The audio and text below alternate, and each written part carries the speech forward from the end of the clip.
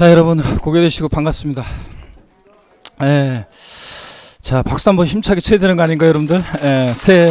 새법 첫 수업인데, 여러분들. 2019년 새해가 밝았습니다, 여러분들.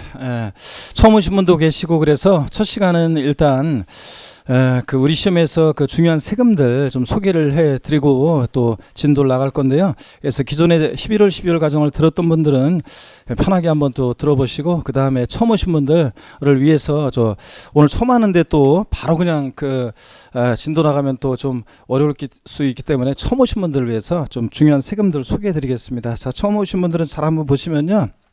우리 부동산 세법입니다, 여러분들. 부동산 세법인데, 세법의 방대한 내용들 속에서도 우리는 부동산에 관한 세법 내용을 시험 범위로 하죠. 그래서 부동산을 취득할 때 내는 세금이 어떤 거고요. 자, 그 다음에 보유할 때 내는 세금이 어떤 거고, 또 그 다음에 팔 때 내는 세금이 어떤 거냐, 이걸 중심으로 우리 시험 문제가 출제되고 우리 공부를 합니다. 그래서 부동산 세법인데, 세법을 처음에는 선입견을 많이 갖고 어렵다, 계산 문제 뭐 그런 것들이 많이 나올 거다, 이런 선입견을 갖고 공부하시는 분들 계시는데, 처음 오신 분들이요, 세법은 계산에 관한 문제가, 사례 문제가 한 문제 나오는데 사칙연산을 할 수 있으면 풀 수 있는 그런 계산 문제입니다. 그래서 이론을 알고 있으면 풀 수 있는 문제고요. 그래서 계산이 복잡하거나 막 그런 어떤 그런 문제가 아니고요. 우리는 부동산에 관한 세법 내용을 시험 범위로 합니다. 여러분 갖고 계신 그 교재 기본서를 보시면 이제 드디어 기본서가 나왔죠, 여러분들.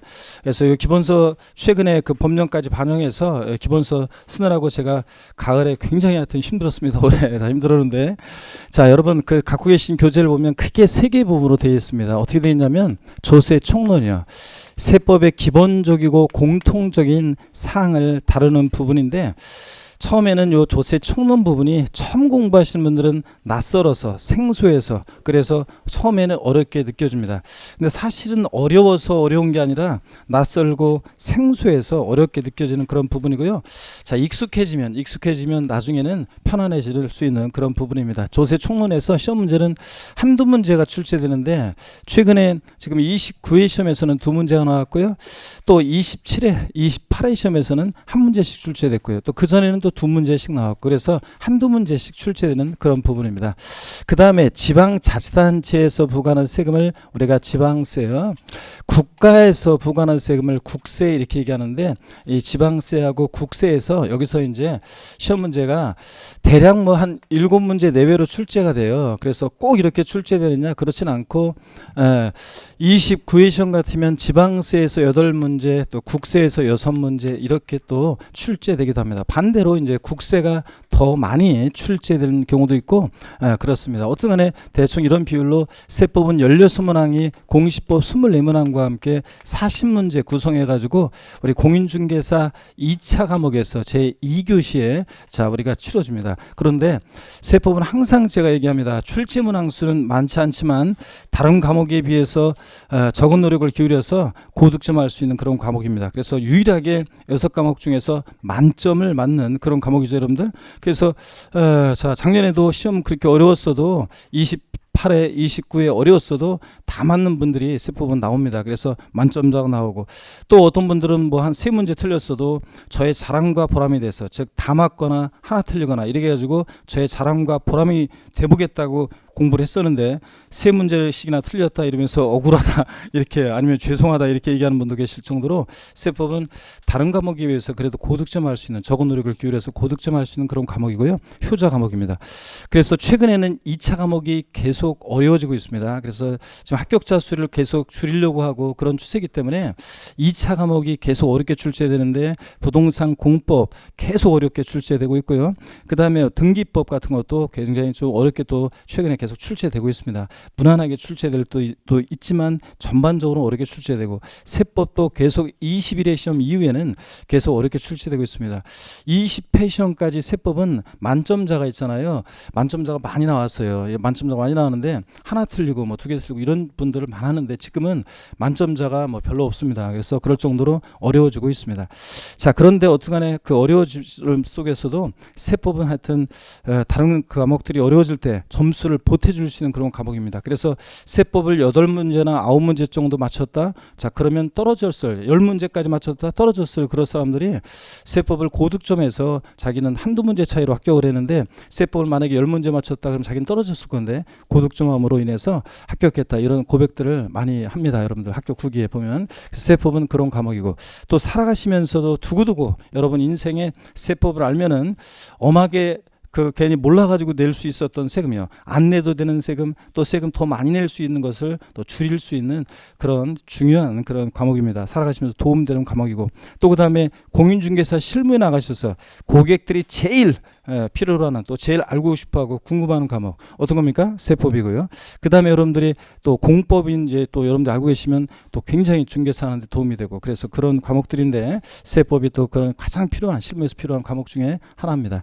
그래서 세법은 여러분들이 문항수는 작아도 공부하시면서 여러분들이 실생활과 접목시켜서 내가 부동산을 산다면 가지고 있다면 판다면 이런 생각들 하면서 여러분들이 공부를 하시면 훨씬 더 여러분들이 도움이 될 것이고 하여튼 재미있게 여러분들이 공부하시기를 당부드리고 또 29회 시험 때 여러분들 세법 제가 지난번에도 약속을 드렸는데 세법 공부하시면서 또 세법 실전에서 세법 때문에 낭패를 봤다 그런 분들이 계시면 제가 세법은 30회 시험에서 여러분들이 지금부터 저와 함께 시험장 갈 때까지 끝까지 함께 하시면 반드시 세법은 30회 시험에서 여러분 구원해 드리도록 하겠습니다. 여러분 자 좋습니다. 역시 저는 지난번 11월 12월 입문과정 강의할 때는 그냥 반응이 전혀 없으시더니 역시 이제 한번 한손 도니까 이제 역시 분위기를 파악하고 잘하고 계십니다. 좋습니다. 하여튼 그래서 어려운 29회 시험 때 세법 때문에 어려움 겪었던 분들은 제가 여러분 편하게 공부해서 여러분들이 좀 때로는 물론 어려움도 있겠지만 30회 실전에서 여러분들이 좋은 점수 맞을 수 있도록 제가 도와드리겠습니다. 자, 어쨌든 간에 우리 시험에서 중요한 세금들을 한번 소개해 드리려고 합니다. 우리 부동산 세법이라고 그랬잖아요. 살 때 내는 세금이 어떤 거고 가지고 있을 때 내는 세금이 어떤 거고 팔 때 내는 세금이 어떤 거냐 요건데 자, 어떤 사람의 스토리를 통해서 제가 우리 시험에서 중요한 세금들을 좀 소개해 드리는데 갑과 을이라는 사람이 부동산을 매매합니다. 제가 11월 12월 기초입문 과정에서는 제 동창 여자의 스토리를 통해서 제가 이제 좀 소개를 해드렸었는데 오늘은 어떤 저한테 여태까지 배웠던 수많은 수강생분들 중에서 한 수강생 얘기를 좀 해드리려고 합니다. 어떤 수강생이 있었는데요. 2000년대 중반에 어떤 수강생이 공업고등학교를 졸업하고 현장에서 근무를 하다가 어느 날 퇴근길에 있죠. 퇴근길에 밤늦게 저 집에 오는 데 있죠. 바람이 부는데 전단지가 바람에 휙 이렇게 날아가요. 근데 원래는 그런 거 그냥 지나가지 그런 거를 주술 생각을 안 하잖아요. 근데 이 수강생이 왠지 그냥 뭐가 휙 지나 하는데 싹 스쳐 지나가는데 그걸 그냥 주고 싶어가지고 주워서 딱 봤대요. 그랬더니 뭐라고 써있냐면 당신도 공인중개사가 될 수 있습니다. 평생 직장. 이걸 딱 보는 순간 전율을 느끼면서 있죠. 운명처럼 완전히 내 운명이다 그런 생각이 들면서 이거다 그런 생각이 들어가지고 공인중개사 이제 제가 강의하는 곳에 예전에 2000년대 중반에는 찌라시 광고라고 그래가지고 그런 광고들을 많이 했었는데 그것을 이제 보고서 제가 강의하는 학원에 등록을 했습니다. 공부하는 수강생분들을 보면 여러분들 한번 보면은 이렇게 한 두 달 이렇게 공부하시는 모습을 보면 있죠. 올해 그냥 이분은 무난하게 합격하겠구나 이런 생각 느낌이 들으시는 수강생분이 계시고 또 어떤 분은 올해는 좀 쉽지 않겠구나 이런 생각이 드는 분도 솔직히 있고요. 근데 제가 이 수강생을 처음 봤을 때 이 수강생은 어떤 느낌이었냐면 한 3년은 걸리겠구나 이런 생각이 들었습니다. 근데 결론부터 말씀드리면 1년 만에 동차로 합격을 했습니다. 처음에는 베이스는 진짜 없었는데 이 수강생 불굴의 의지로 극복했어요. 처음에는 이제 직장 다니면서 야간반에 나와서 공부하다가 나중에 이제 시험 앞두고 한 2달 정도는 회사 그만두고 본격적으로 독서실에서 공부를 해가지고 합격을 했습니다. 이 수강생이 하는 얘기가요. 그 민법 학개론 같은 책은 두껍잖아요. 자기 평생에 이렇게 두꺼운 책을 읽어본 적이 없답니다.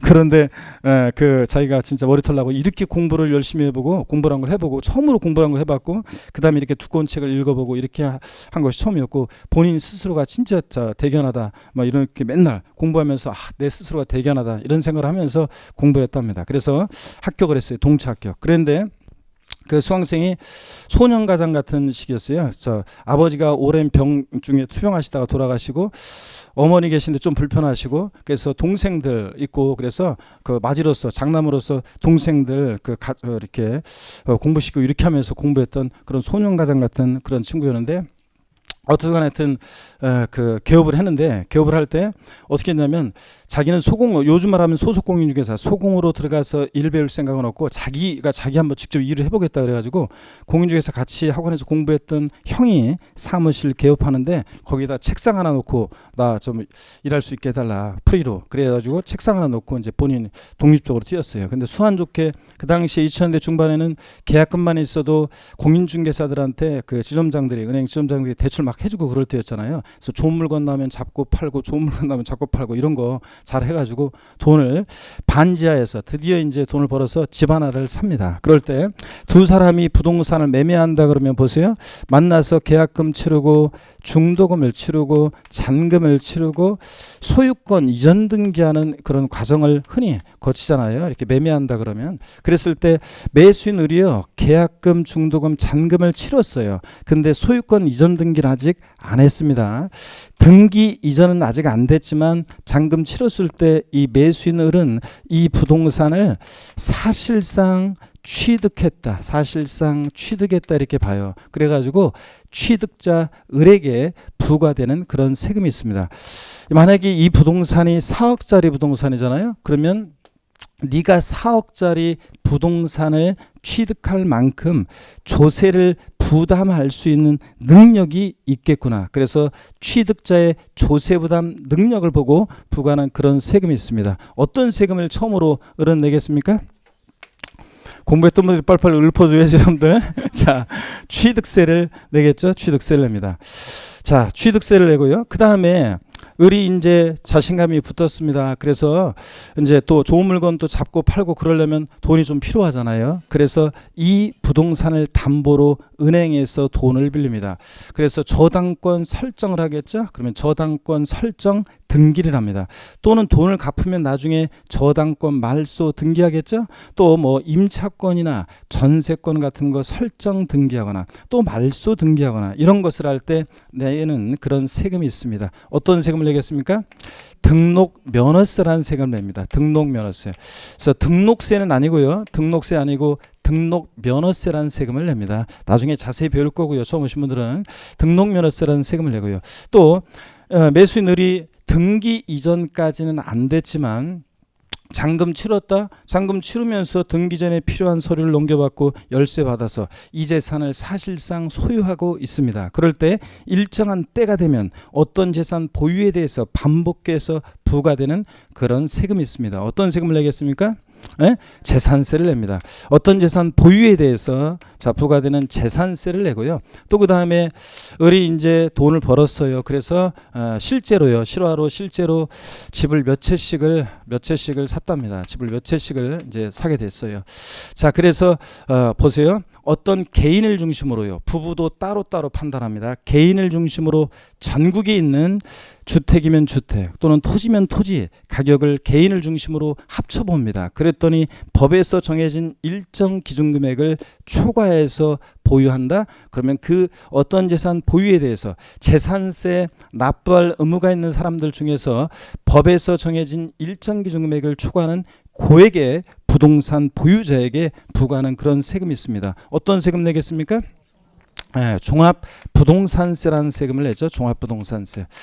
자, 여러분요. 종합부동산세는 제가 항상 소개할 때 이거는 아무나 납부하는 세금 아니죠. 그래서 이 가운데 종합부동산세, 종부세 줄여서 종부세라고 하는데 종합부동산세 대상자가 되시는 분이 계시면 당당하게 자랑스럽게 내라고 그랬습니다. 그죠? 학원에서도 자랑하고 다니세요. 나 종부세 대상자야. 이러면서 여러분들 자, 국민이 2%만 내는 그런 세금이잖아요. 아무나 내는 세금이 아니고요.